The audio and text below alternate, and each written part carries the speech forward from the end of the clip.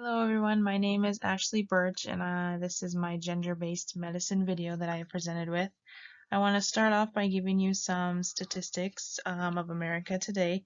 Currently there's about 86.7% of Americans saying that they are heterosexual or straight, and 7.6% do not answer the question about their sexual orientation.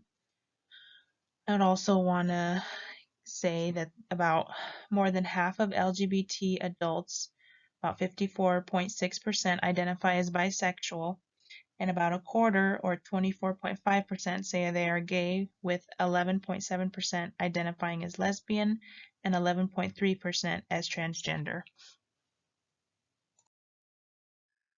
Next, I want to talk about the differences between the words sex and gender. As it is today, they are usually talked about intertwinedly, and many people think that they actually mean the same thing, but they are both very different from each other.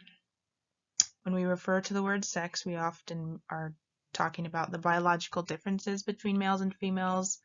Examples include their physical characteristics, as we see from our own eyes. Can also include the X and Y chromosomes of an individual's genes or their amounts of hormones produced in the body. When we go into the realm of gender, we often use that word as a role of a male or a female in society, also known as their gender identity. Some things that can also be associated with their gender identity is behavior, their lifestyle, and life experiences.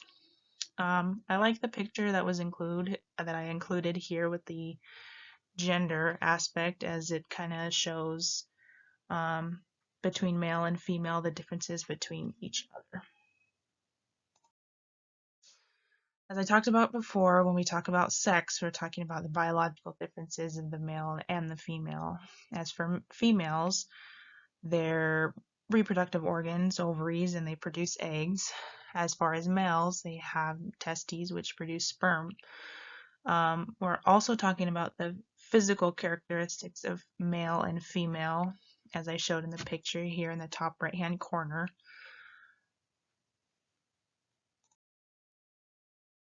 There are also behavioral differences between males and females, and for the most part, these are basically on average of what I was able to find. For males, they tend to be more assertive, mostly more risk-taking, and would prefer working with things rather than females.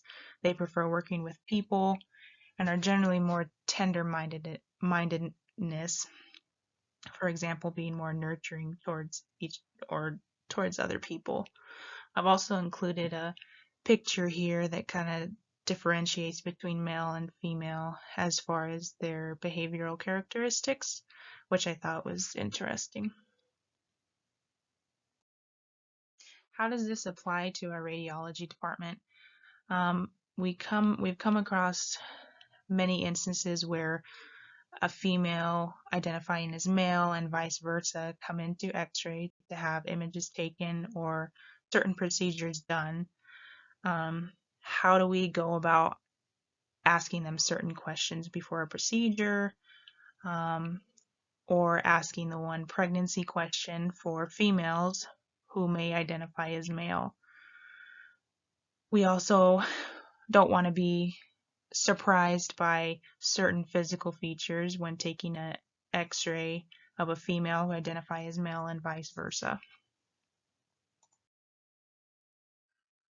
So some of these can include challenges when somebody identifies as a different gender. Like I said before, the pregnancy question, some individuals may be offended by us asking this question, even though we have to as part of our profession.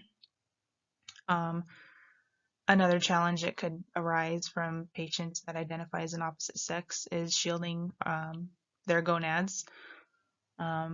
Biologically female, whether we're shielding the breast tissue, ovaries, although they're identifying as male. And a lot of times they ask the question, why am I being shielded in a certain area even though I identify as male?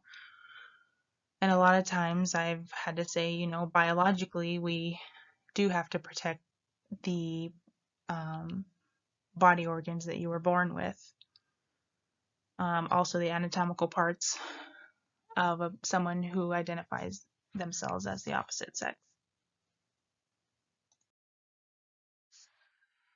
Nowadays, there are new approaches to include in our healthcare setting, whether that be training on gender identity, using gender neutral language, including gender neutral bathrooms within our facility.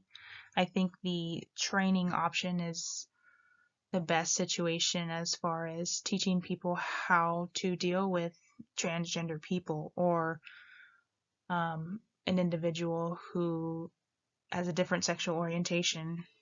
Um, and I think it's good to include different scenarios in different parts of healthcare, whether it be radiology, nursing, how a doctor treats a patient by their biological diseases or anything like that.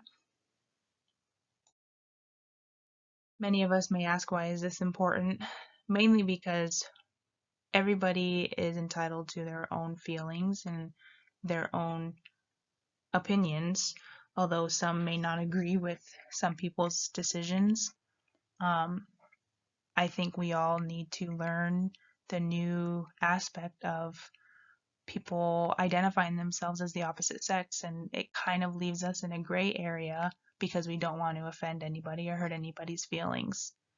And as I said before, training on this, especially in the healthcare setting, is very important because it allows us to treat people the way they want to be treated and out of respect for how they feel or how they identify themselves.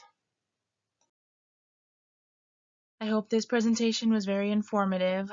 I thank you everybody who has took the time to watch this and go over the information, and I hope this helps people in the future. Thank you.